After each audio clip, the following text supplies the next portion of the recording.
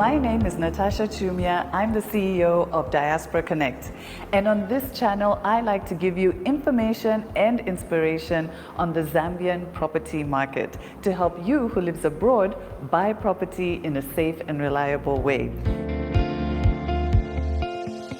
Good evening, Harold. I know it's evening for you, it's morning for me. Yeah, good morning, Natasha. It's evening here. It's just past 5 p.m. How are you? Fantastic. How are you doing? I'm great, thanks. So just please start by briefly telling everyone your name, who you are, and where you are in the diaspora. Thank you, Natasha. My name is Harold Mayaba.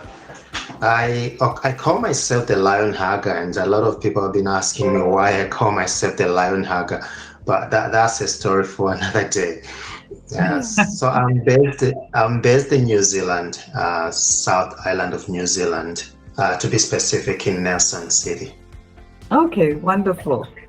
So Yeah. you caught my attention because you have a very, very ambitious property goal. So why don't you share with everyone what your goal is when it comes to property back home? I've got a very serious goal, Natasha, when it comes to investing in properties back home. And when I share this with people, some people say, are you crazy? I'm saying, no, you can call me crazy, but I love to be called crazy because when I set a goal and I get it, I get what I want. So I've got a goal of building about 40 houses within the next 5 years. Wow, 40 houses within the next 5 years here at home. Actually, let me just rephrase, because that goal is already underway. So in short, in the next 5 years, all my 40 houses should be done. Amazing. So this is like you're building a property empire back home. Exactly. When I started, I thought, in Zambia, pretty much everyone wants to build a house. When you have extra money, you start molding, bricks because you want to put a structure. But for me, being here, I thought I'm not building a house there that I want to live in, right? I want to build a house for business. Then I realized that when you build a house there for rentals, depending which part of the country, pretty much you'll be getting 1,000, 2,000, depending on the quality of the structure and the location as well. So I thought, what is the 2,000, per month? So I thought scale is the goal here. If I build more houses and if I'm charging 2,000 rent per house, then I'll be making more money rather than just put one structure there. That's nothing. That's just sheer waste of time. Absolutely. So how did you come up with this goal? What made you decide that you wanted to have this goal of building this property empire back home? I mean, there could have been other things you're putting your time, attention, and resources to. As a matter of fact, Natasha, I had a goal of having my own house way back when I was still a teenager, because I struggled a lot in life. I remember one point, I was kicked out of the house as a teenager attending high school, and I had nowhere to sleep. And I remember within 3 months, I moved from one home to another. Actually, I moved to 4 different homes whilst I was attending high school. So I made a goal whilst I was still very young to say, when I grow up, I want to have my own house. I just want to have my own house.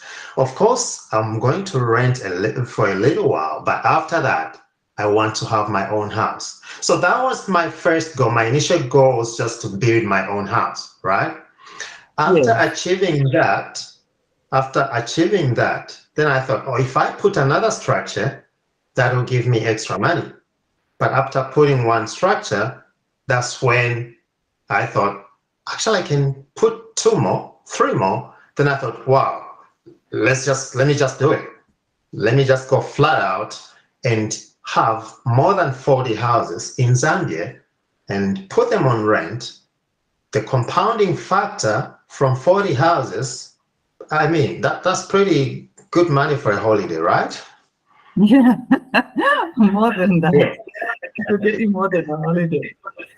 So this is amazing because it sounds like you went from being homeless to building this empire. So what have you accomplished so far? So far, 2 houses are done, 6 flats are almost done, which actually we are just finalizing within 2 months. So within 2 months, actually, it will be 8 houses. We have already started another project of 6 more, just in Silverest. And the target was that by the end of the year, though we are running, we've lost about 2 months, but we are still targeting by the end of the year, those are the 6 houses that we started in Silverest should be done as well.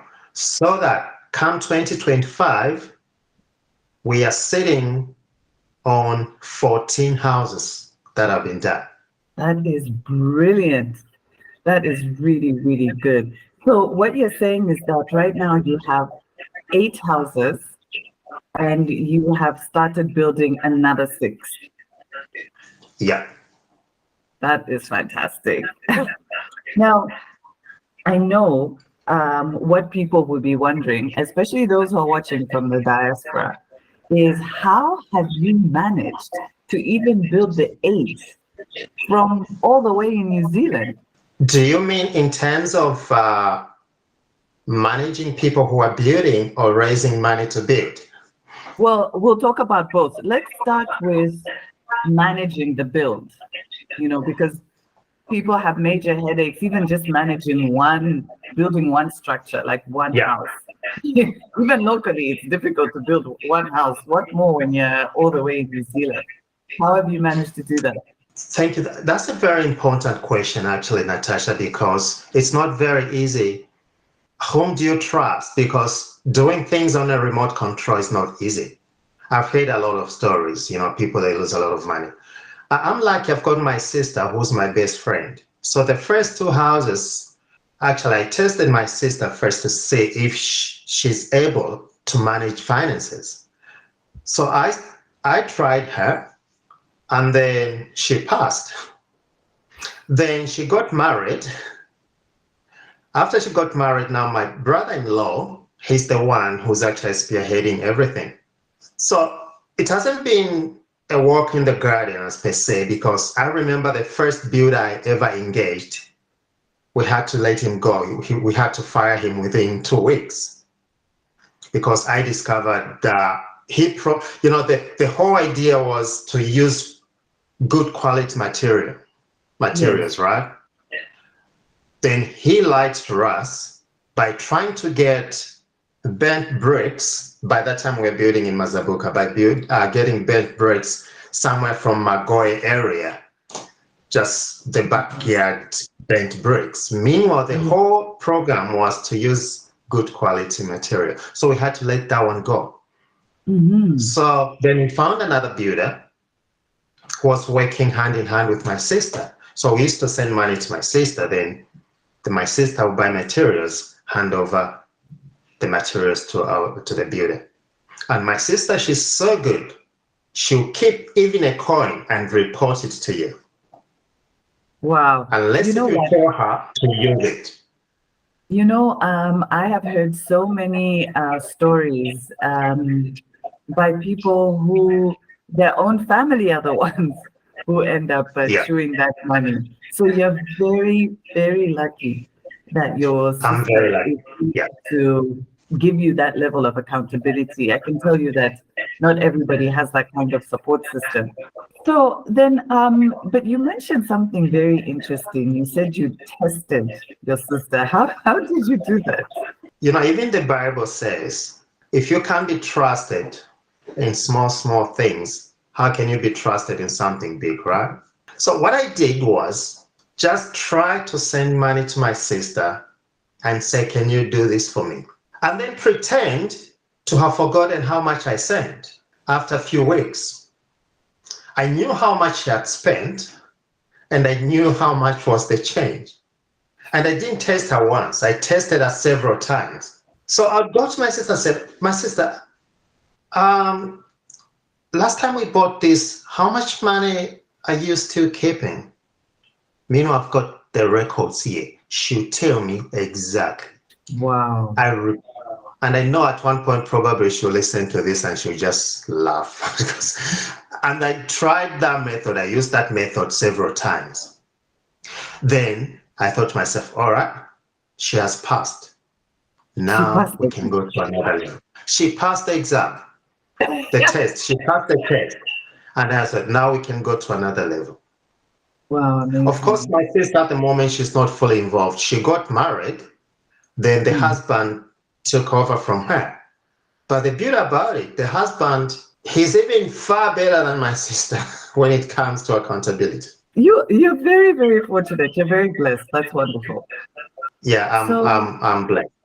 Yes. So, okay. So that's how you're managing to do it. You're basically using your sister and brother-in-law to help you build back home. You send the money to them. They pay the contractor. Tell me about the financing. That's the other part of the question. How have you managed to do it financially on the financial side? I found it to be a little bit cheaper to build back home when you are here. I'll give you the reason why. You just have to save, for example, if you put aside $100 per week, because here we get paid every week or every 2 weeks, right? So because of the way the system works, where you get paid every week, if you're able to discipline yourself to put aside $100 per week, convert $100 New Zealand dollars to Zambian kwacha, I think today it's around 2,000 kwacha, right? 2,000 kwacha. By then, the pocket of cement, a few years ago, I think it was still below 100 kwacha. Already you're talking of about 20 bags of cement in a week. 20 bags of cement can go a long way.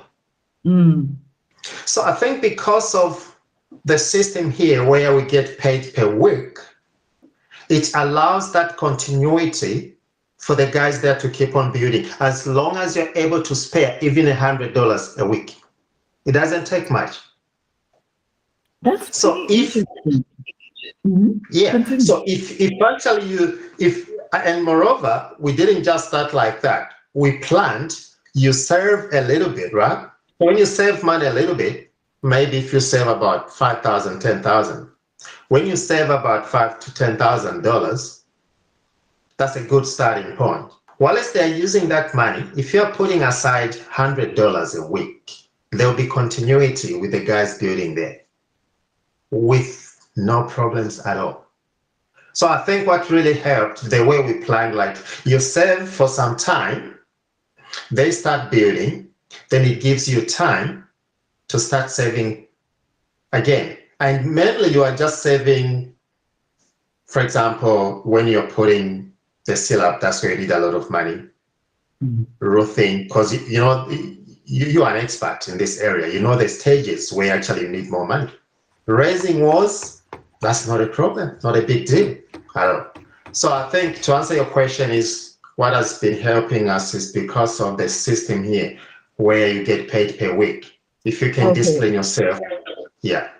Yes, and I mean, I know, of course, we are talking hypothetical numbers here, but if I can summarize, what you're saying is that one, you use savings, so you save methodically, and then secondly, you are budgeting from your ongoing income that's coming in from your salary. You're saving from there so that your projects are always being financed.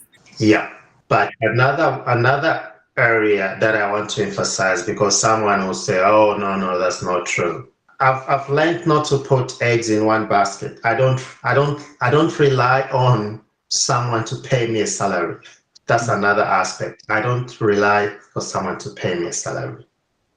So that one has helped us well because I'm an entrepreneur who tries a lot of stuff. Other businesses, they do fail on the way, others, you know. So even before then, of course, we had a backup with some small businesses that we started here.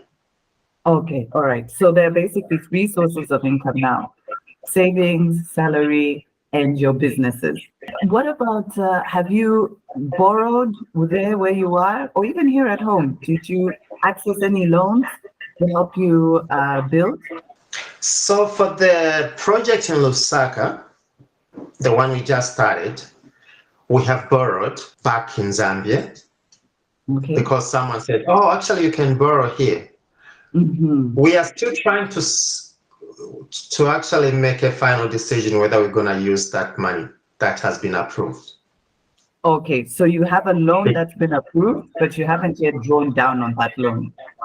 We have drawn just a tiny bit to kickstart, but we are trying to say whether actually it's a good idea, because we are looking at how long it's going to take us to pay back. But of course, the whole idea is if we withdraw all the money, we want to build those houses within few months, the next few months, then those houses, they'll start paying back without us sending money from here. That's the whole idea. Okay. So there is a possibility if someone wants to get a loan from Zambia National Building Society, that's where we got the loan. There is a possibility, but you just have to make a decision whether it's the right thing to do, because it may not. If, for example, actually you have maybe some savings here, which is almost equivalent to the money you can get from the Zambia Building Society.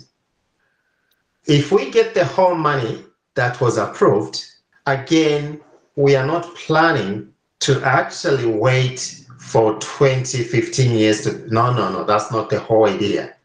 We're going to use money from here to clear that loan within the shortest possible time.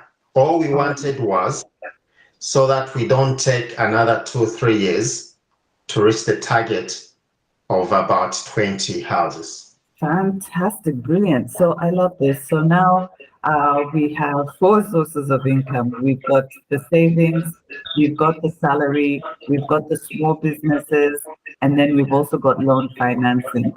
And this is great because it shows people that these things are not out of reach. It's something that we can all do. But I think the thing that's underlying what you're doing, what I can hear, is financial discipline. You have to have a lot of financial discipline, isn't it? That's very important. That is very important. Financial discipline, that's very important. And I used to think for you to start building, you should have millions of dollars in your account. Not really. It doesn't work like that, because if you're waiting for those millions of dollars in your account, it will never happen. That's right. It will never happen. So you just have to start from somewhere. Yes. But I want us to talk about the cultural aspect of this, of what you're trying to achieve. Because I know that for all of us, we're all Zambians and we all have family members.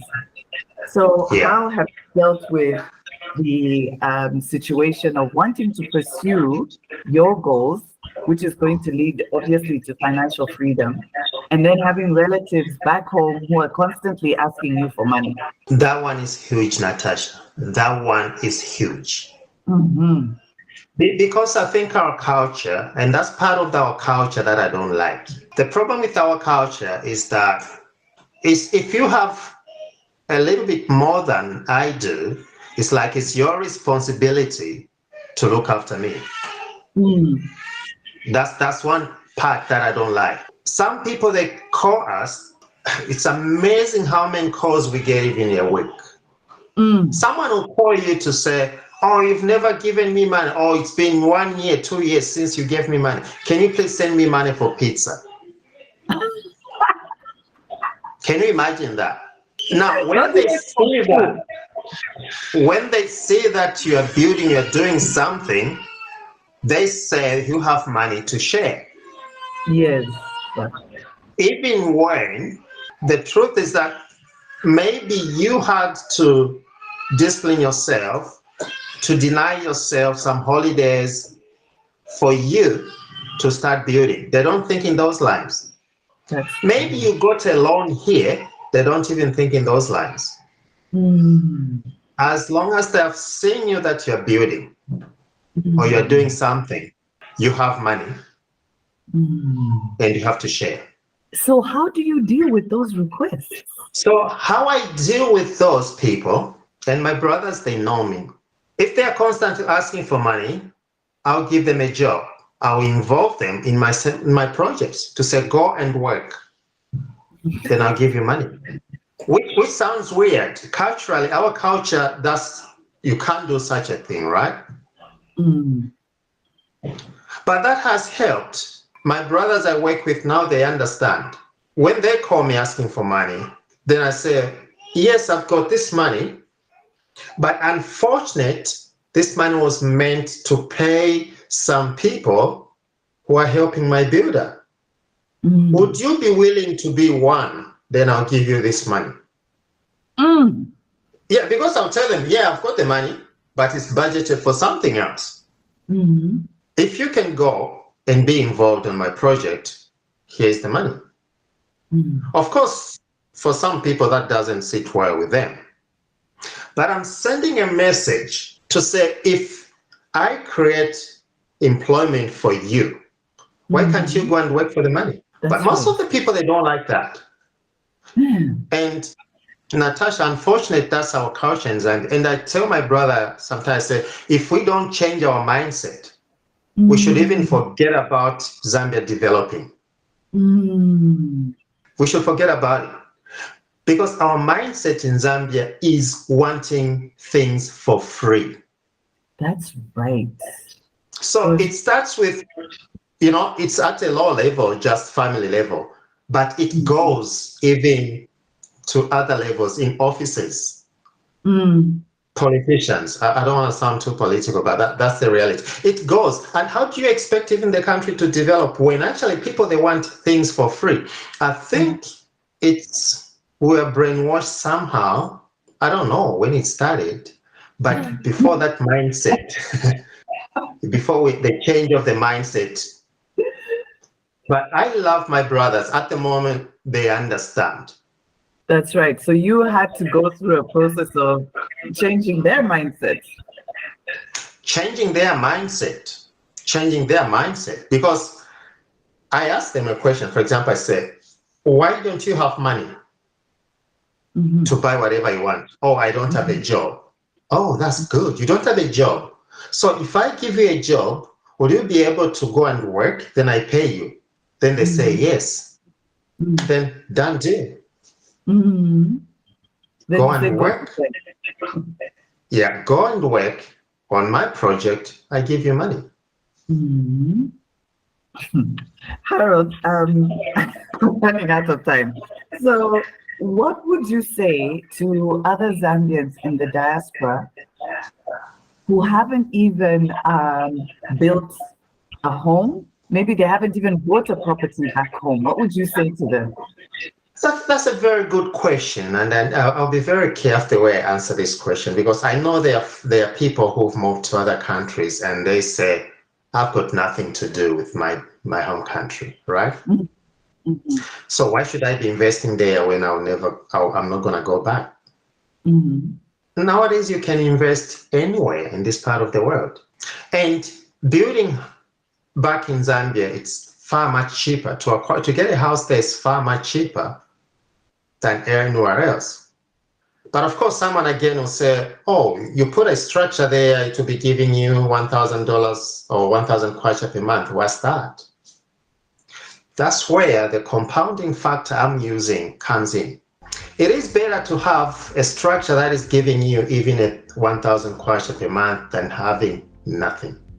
And who knows, you can be here today as a citizen or permanent resident. What if you decide to go back home? Exactly. Things do happen. Absolutely. Things do happen for whatever reasons, for different reasons, You go back home, that same structure where when you are overseas, the one you thought is nothing, so that would be a starting point for you. You have somewhere to start from. So for me, I think that's what I would say. To have a structure somewhere in this world, doesn't matter where, that's the starting point. It's better than not having anything. Because to have a house here, you need to borrow money, a lot of money, to save a lot of money. And just one house here, you convert it. The money that you can use here is converted to how many structures you have in Zambia. You have more than 20. So, yeah, in a summary way, to answer your question, Natasha, is to have a structure back home is better than not to have any at all. Moreover, who knows what tomorrow brings? Exactly. You may find yourself back to the roots. Harold, this has been excellent. I love the way you've broken down first of all, I love the way you've broken down what your goal is. I love the way you've shared part of your story with us. This could have easily gone on and on. I love the way you've also talked about the cultural mindset. And there's obviously a lot more to unpack in your journey. So for those who are going to be in the Property Investors Club, we are inviting you into the club so you can talk now in detail about some of the challenges you've encountered, how you've overcome them, and how you're continuing to forge ahead on this very exciting project. My hope is that your story has put a fire in people's bellies. I hope it's fired them up to really think about starting their own projects back home. Thank you, Natasha. I talk a lot. I can be talking till cows come home, go back tomorrow. Talking is my hobby. So I talk a lot. I would love to continue chatting more in this area because the cultural aspect, it's huge. Yes. And we are going to have you inside the Property Investors Club. So Harold, we're going to end it there today. Thank you so much for your time, and thank you so much for sharing your story.